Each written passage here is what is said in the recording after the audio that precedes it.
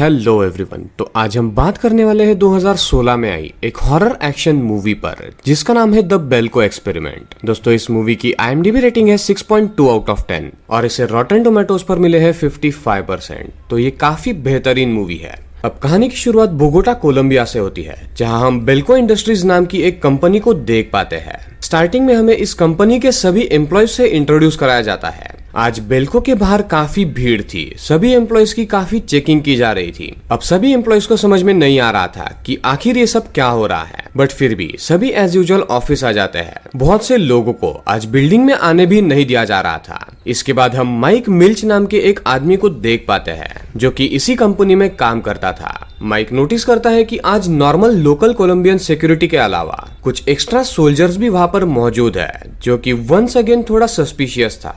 वही दूसरी तरफ आज ही डैनी नाम की एक लड़की ने ऑफिस को ज्वाइन किया था और उसे बताया गया था कि उसे ऑफिस के बाकी एम्प्लॉयज की तरह उसे भी अपनी बॉडी में एक ट्रैकिंग डिवाइस लगवाना होगा, जो कि बेल्को एम्प्लॉयज के सेफ्टी पर्पस के लिए उनके हेड में लगाया जाता है। जब Mike head security guard Evan Smith से उन सोल्जर्स के बारे में पूछता है तो उसे भी कुछ पता नहीं होता है। खैर ऑफिस में कुछ देर बाद लिएंड्रा आती है, जो कि माइक की पार्टनर थी। वो लोग एक दूसरे को ऑफिस में किस करने लगते हैं। तभी वहां पर नॉरिस आ जाता है, जो कि बेल्को का COO था। वो यहाँ पर आते ही डैनी को उसका आज का काम समझा देता है। अब गाइस बेल्को में काम करने के काफी सारे फायदे थे, जैसे कि वहाँ के एम्प्लॉयज को रहने के लिए अपार्टमेंट, ऑफिस आने जाने के लिए कार्स और भी काफी सारी सुविधाएं प्रोवाइड की जाती थी, जिसकी वजह से बहुत से लोगों के लिए ये ड्रीम कंपनी थी। कुछ ही देर में सभी लोग अपने अपने काम में लग जाते हैं, पर तभी अचानक वहाँ पर एक अनाउंसमेंट होती है जिसमें सभी एम्प्लॉयज को बताया जाता है कि उन्हें 30 मिनट के अंदर अंदर अपने 2 कोवर्कर्स को मारना होगा और एम्प्लॉयज ने अगर ऐसा नहीं किया तो इसका हश्र बुरा होगा। अब ये सुनकर सभी को थोड़ा शॉक लगता है। पहले उन्हें लगता है कि शायद ये एक प्रैंक है। उन लोगों को समझ में नहीं आ रहा था कि आखिर ये कैसा अनाउंसमेंट है। तभी अचानक से एक एम्प्लॉय वहां से भागने की कोशिश करता है, पर पूरी बिल्डिंग अचानक से स्टील शटर्स से कवर हो जाती है। ऐसा होते ही सभी लोग घबराने लगते हैं। तभी कुछ एम्प्लॉयज बिल्डिंग की छत पर जाकर देखने का सोचते हैं। उसी वक्त माइक बिल्डिंग में मौजूद वर्कर्स से उन स्टील शटर्स में ड्रिल की मदद से होल करने के लिए कहता है, पर उन शटर पर कोई भी काम नहीं कर रहा था। वहीं पर ऑफिस के छत पर कुछ लोग सिगरेट पी रहे होते हैं, पर जब बाकी एम्प्लॉयज वहां पर पहुंचते हैं तो वो लोग उनसे कहते हैं कि शायद ये जरूर हमारे स्टाफ का मेंटल स्टेटस चेक करने के लिए एक एक्सपेरिमेंट है और इसी वजह से किसी को भी परेशान नहीं होना चाहिए। तभी एक कलीग बाहर खड़े एक सोल्जर से हेल्प मांगने की कोशिश करता है, पर वो उसे देखकर अपना मुंह मोड़ लेता है। तभी अचानक से कुछ लोगों की मौत होने लगती है, जिससे अब पूरी बिल्डिंग के सभी लोग पैनिक करने लगते हैं। सभी को लगता है कि वहां पर शूटिंग हो रही है, पर तभी नॉरिस एक डेड बॉडी के पास जाता है और सबको बताता है कि ये लोग किसी गन के मारे नहीं, बल्कि उन लोगों के तो सर ही एक्सप्लोड हो गए हैं। जिसका मतलब ये था कि इनके सर में जो ट्रैकर्स लगाए गए हैं वो कभी भी फट सकते हैं। ये सब सुनकर अचानक माइक वॉशरूम की तरफ भाग जाता है और वहाँ अपने सर पर लगी हुई चिप को निकालने की कोशिश करता है। तभी उसे वार्निंग मिलना स्टार्ट हो जाती है और एट द एंड वो उस चिप को नहीं निकाल पाता। वहीं पर डैनी इन सबसे डरी हुई कंपनी के पाइपलाइन सिस्टम में छुप जाती है। तभी वहाँ पर 2 वर्कर्स आ जाते हैं, जिनमें से एक काफी घबराया हुआ था। दूसरा आदमी उसे समझाने की कोशिश करता है, पर वो आदमी अपना आपा खो देता है और अपने ही कोवर्कर को जान से मार देता है। वहीं अब कंपनी के बाकी एम्प्लॉयज भी किचन में से वेपन्स निकालने लगते हैं, क्योंकि उनके पास भी अब टाइम कम था। अनाउंसमेंट एक और बार फिर से होती है और उन्हें बताया जाता है कि अगर अब उन लोगों ने एक दूसरे को मारना शुरू नहीं किया तो वो लोग खुद सभी को मार देंगे। वही कुछ एम्प्लॉयज अब अपनी जान बचाने के लिए एक सिक्योर एरिया ढूंढने लगते हैं। डैनी ने उस वर्कर को अपने पार्टनर का खून करते हुए देख लिया था, जिसके बाद जब वो आदमी डैनी को देखता है तो उसे भी मारने की वो कोशिश करता है, पर इसी बीच डैनी उसे धक्का दे देती है, जिससे वो एक पॉइंटेड ऑब्जेक्ट से टकरा जाता है और उसकी वहीं पर मौत हो जाती है। माइक के इंजर्ड हेड की एक एम्प्लॉय सर्टिंग कर देता है, जिसके कुछ देर बाद नॉरिस एवन से मिलने के लिए जाता है। वो उससे वेपन रूम की कीज मांगता है, पर एवन उन्हें देने से मना कर देता है, क्योंकि वो जानता था कि सिचुएशन अभी ठीक नहीं है। तभी अचानक एक बार फिर उन सभी को एक अनाउंसमेंट सुनाई जाती है, जिसके अकॉर्डिंग उन लोगों को ना ही कोई कैमरा तोड़ना है और ना ही किसी को भी अपने शरीर में लगा हुआ ट्रैकर निकालना है, क्योंकि ऐसा करने वालों को तुरंत ही मार दिया जाएगा। 12:47 PM हो रहे थे और उन्हें 2:47 PM तक 30 लोगों को मारना होगा, और अगर उन लोगों ने ऐसा नहीं किया तो वो लोग उनमें से 60 लोगों को जान से मार देंगे। अब ये सब कुछ सुनकर सभी लोग बहुत घबरा जाते हैं। उन्हें समझ में नहीं आ रहा था कि आखिर ये सब कुछ क्या हो रहा है। तभी नॉरिस कहता है कि अब हम सबको अपने अपने ऑप्शंस ढूंढने चाहिए। सो इनडायरेक्टली उसका ये कहना था कि वो 30 लोगों को मार दे। तो बेसिकली यहाँ पर वो खुद को बचाने के लिए बाकी लोगों को मार देने का ऑप्शन दे रहा था। ये सब सुनकर माइक को बहुत गुस्सा आता है। वो कहता है कि बाकी लोगों को मार देने के अलावा उनके पास काफी सारे ऑप्शंस हैं। अब यहाँ पर मैक्सिमम लोग माइक के सपोर्ट में थे। तभी लिएंड्रा आइडिया देती है कि उन्हें बिल्डिंग के छत से बैनर्स बनाकर लगाने चाहिए ताकि बाकी लोग उन तक पहुंच सके। नॉरिस और बाकी लोग उसे रोकने की कोशिश करते हैं मगर वो नहीं मानती है।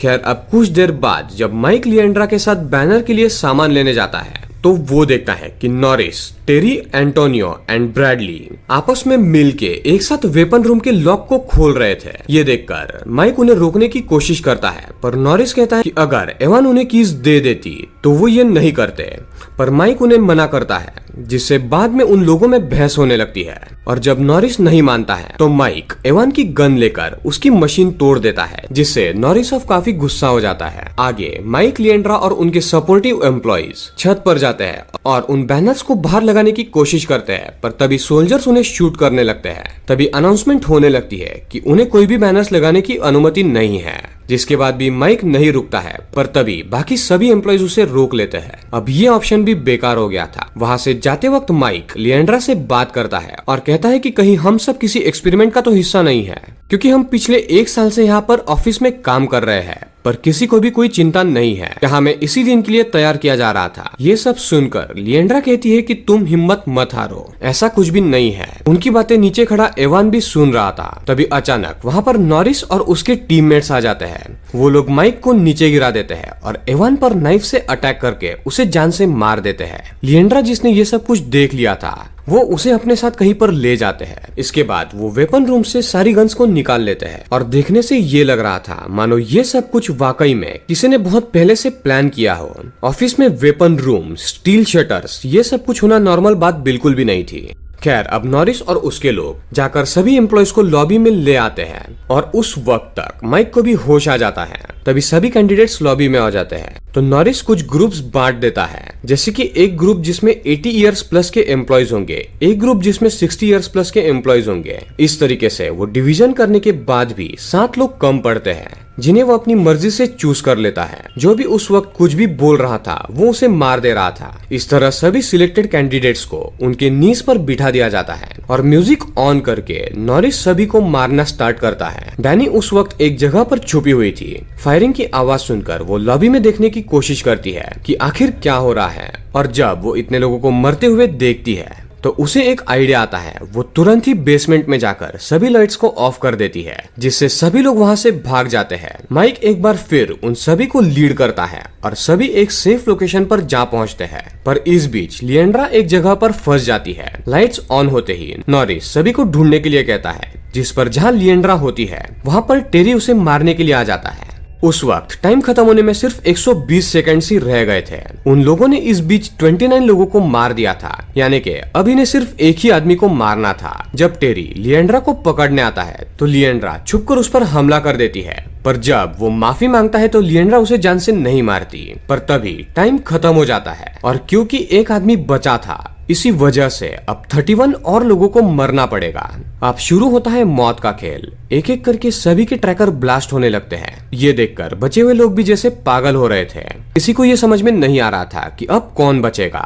लोगों की आंखों के सामने उनके कोवर्कर्स मर रहे थे। कुछ देर बाद जब 31 एम्प्लॉइज मर जाते हैं तो ये सिलसिला रुक जाता है। अब उन लोगों में से सिर्फ 16 सर्वाइवर्स ही बचे थे। तभी एक बार फिर से एक अनाउंसमेंट होती है और उन्हें बताया जाता है कि अब ये गेम का लास्ट पार्ट है और जो सबसे ज्यादा लोगों को मार देगा वो ही जिंदा बचेगा। ये सुनते ही अब बचे हुए लोग पागलों की तरह एक दूसरे को मारने लगते हैं। सभी को अब तक के उनके नंबर ऑफ किल्स को बता दिया जाता है, जिससे ये गेम और भी फियर्स हो जाता है। डैनी रॉबर्टो के साथ में एलिवेटर शाफ्ट में होती है और ये लोग छुपे हुए थे, पर तभी नॉरिस लिफ्ट को ऊपर लेकर जाता है, जिससे डैनी तो बच जाती है पर रॉबर्टो की वहीं पर मौत हो जाती है और लिफ्ट वहीं पर फंस जाती है। अब यहाँ पर लिएंड्रा और माइक आखिर तक बचे हुए थे, जिसके बाद लिएंड्रा बाकियों को ढूंढने लगती है। कि तभी उसे कुछ एम्प्लॉयज दिखते हैं जो कि डेड बॉडी से कुछ निकाल रहे थे। लिएंड्रा के पूछने पर वो एम्प्लॉयज बताते हैं कि उन्होंने उन मरे हुए लोगों के ट्रैकर्स को निकाल लिया है जिन्हें वो बम की तरह यूज करके गेट को तोड़ सकते हैं। पर तभी वहाँ पर अचानक वेंडल आ जाता है और उन लोगों को मारने लगता है। बट एट द एंड लिएंड्रा वेंडल को भी जान से मार देती है और इस तरह से अब सिर्फ 6 लोग ही बचे हुए थे, जिनका नाम था विंसे, माइक, नॉरिस, डैनी, लिएंड्रा और लाइजल। लिएंड्रा एक माइक की मदद से माइक से कांटेक्ट करके उसे बताती है कि वो फर्स्ट फ्लोर पर छुपी हुई है, जिसके कुछ देर बाद विंसे वाइन की बॉटल्स में आग लगाकर सब पर हमला करने लगता है, जिससे लाइजल वहीं पर मारी जाती है। तभी डैनी, जो कि अब लिफ्ट में आ चुकी थी, उसे नॉरिस लिफ्ट खुलते ही मार देता है। इसके बाद जब विंसे माइक और लिएंड्रा पर हमला कर रहा था, तब उस वक्त नॉरिस विंसे को भी जान से मार देता है। वो लिएंड्रा और माइक पर भी गोलियों से अटैक कर देता है, जिसमें लिएंड्रा को एक गोली लग जाती है। माइक उसे एक जगह पर छुपाता है, पर खून ज्यादा बहने की वजह से लिएंड्रा भी वहाँ पर मारी जाती है। इन सब से अब माइक का दिमाग काफी खराब हो चुका था और इसी वजह से नॉरिस जब उसे मारने के लिए आगे आता है तो माइक उस पर हमला कर देता है और उन दोनों के बीच में खतरनाक फाइट होती है, जिसमें at the end Mike Norris को एक टेप डिस्पेंसर की मदद से मार देता है। इसके बाद अब वो अकेला ही सर्वाइवर बचा था, जिससे वो इस गेम का विनर भी बन जाता है। तभी अचानक से सभी शटर्स ओपन हो जाते हैं और बाहर वाले सोल्जर्स उसे लेने के लिए आते हैं। वहां से बाहर निकलकर उसे एक रूम में ले जाया जाता है, जहां पर वो उस आदमी से मिलता है जो कि अनाउंसमेंट कर रहा था। वो अनाउंसमेंट करने वाला आदमी उसे बताता है कि वो लोग इंटरनेशनल ऑर्गेनाइजेशन के लिए काम करते हैं और ये लोग ह्यूमन बिहेवियर पर स्टडी कर रहे हैं, यानी कि ये सब ह्यूमन एक्सपेरिमेंट्स करना उनकी पॉलिसी थी। तभी उसके साथ मौजूद और लोग माइक से उसके प्रेजेंट इमोशंस के बारे में पूछने लगते हैं, जैसे कि क्या वो खुश है या कंफ्यूज्ड है या दुखी है, जो सुनकर अब माइक को और भी ज्यादा गुस्सा आने लगता है। सिर्फ एक एक्सपेरिमेंट के चक्कर में 79 लोगों की जान चली गई थी, पर शायद कुछ लोगों के लिए सिर्फ ये एक गेम था। तभी माइक नोटिस करता है कि वहाँ पर उनकी बॉडी में लगे ट्रैकर्स के कंट्रोलर पॉइंट्स वहाँ पर मौजूद है। ये देखकर माइक कहता है कि अब बहुत हुआ और वो उन सभी पॉइंटर्स को प्रेस कर देता है, जिसकी वजह से उस रूम में मौजूद काफी लोगों की मौत हो जाती है। असल में माइक ने वहाँ पर आते वक्त सोल्जर्स की यूनिफॉर्म में वो ट्रैकर्स डाल दिए थे जो उनके कलीग्स ने इकट्ठा किए थे। इसके बाद वो एक गन लेकर उस अनाउंसमेंट करने वाले आदमी को भी जान से मार देता है। अब मूवी के फाइनल सीन में हम देख पाते हैं कि माइक अब बाहर आ चुका है और ये सब कुछ बहुत से टेलीविजन्स में कोई देख रहा होता है। माइक उनमें से सिर्फ एक टेलीविजन में था और बाकियों में अलग अलग जगह की फुटेजेस चल रही थी, जिसका मतलब ये था कि ये एक नॉर्मल ट्रैप नहीं था, बल्कि शायद एक बहुत बड़े प्लान का छोटा सा एक पार्ट था। यानी कि अलग अलग जगहों पर अलग अलग लोगों के साथ एक्सपेरिमेंट किए जा रहे थे और कोई तो बिग शॉट था जो ये सब कुछ ऑर्गेनाइज कर रहा था। तभी बैकग्राउंड में से एक आवाज आती है जो कहती है कि स्टेज 1 पूरा हुआ, अब स्टेज 2 स्टार्ट करो। और इसी के साथ साथ गाइज ये बेहतरीन मूवी यहाँ पर एंड हो जाती है। तो दोस्तों ये थी द बेल्को एक्सपेरिमेंट मूवी की कहानी। आई होप कि आपको ये पसंद आई होगी। तो दोस्तों अगर आपको ये वीडियो अच्छी लगी है तो इस वीडियो को लाइक करें। अगर आप इस चैनल पे न्यू है तो चैनल को सब्सक्राइब करके बेल आइकॉन ऑल पर कर दे, ताकि आपको ऐसी इंटरेस्टिंग वीडियोस की नोटिफिकेशन मिलती रहे। तो दोस्तों मिलते हैं ऐसे ही किसी अगली इंटरेस्टिंग वीडियो में, तब तक के लिए पीस आउट।